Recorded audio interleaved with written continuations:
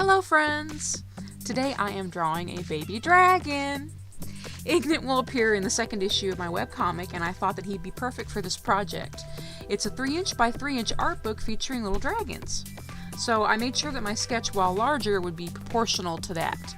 Unfortunately, I didn't get in, so you all get to enjoy the spoils of my work a little early.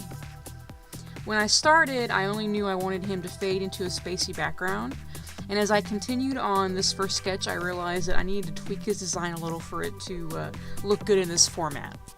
So while his face is okay, I play with his eyes a little bit, yeah, it just wasn't happening for me, honestly.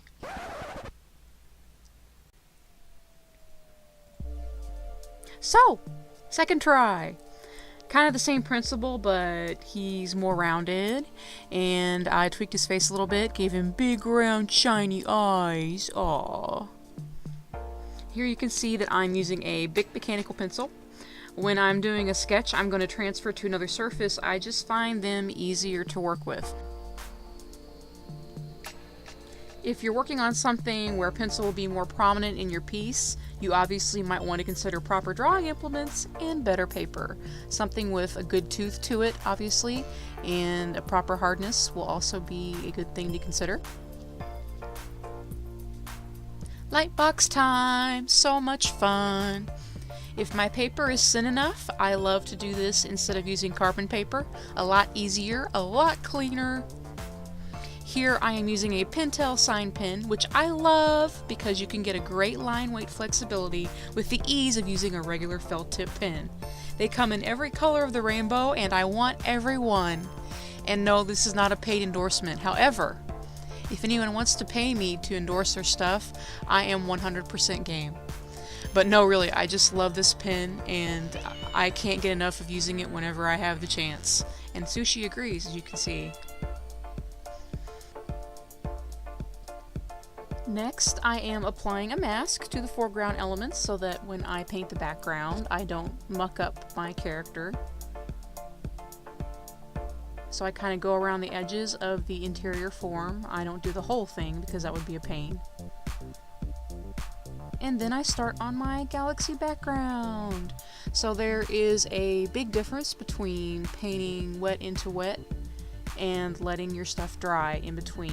You can do a lot of great layering and blending effects depending on what point in the process you apply your paint. So I kind of wanted to go blue into purple, and I layered wet into wet to create a bit of a gradient effect. A little spritz of white acrylic paint to make it more sparkly. And now the mask comes off. I really wish that I had gone back and refined the big stars in the background a little more. But you live, you learn. You see, I kind of did that, and then I didn't take it far enough, so it still looks kind of blotchy. And as I said before, start with the lightest colors and work your way forward. Especially because in this one I did some translucent elements, like the little spines on his chest. So I wanted to make sure that you could see through them. And then even though he is a black colored character, I still wanted to have a little bit of a blue tint. So you start with a nice light blue. And again, work your way forward. I still think that I could have pushed the darkness in the background a little farther, because I don't feel like he's really receding into the background the way that I wanted. So this is where you really need to go back and reapproach sometimes. Or, you know, let the piece sit for a day and then come back and look at it again. And then I am layering the black on top. You can mix a nice black with your colors, which is usually better, but I also like to just use an ink wash to kind of add a darker tint, which I don't know if that's against the law or not. They never told me in art school, so sorry. I don't think that I did enough with this painting to differentiate him from the background either. So after this video I actually went back with my highlighter and added a white ridge around him, which you'll see when we scroll up in a second. Beautiful! That's all she wrote. Thanks guys. Like, subscribe, come back and see me. Bye.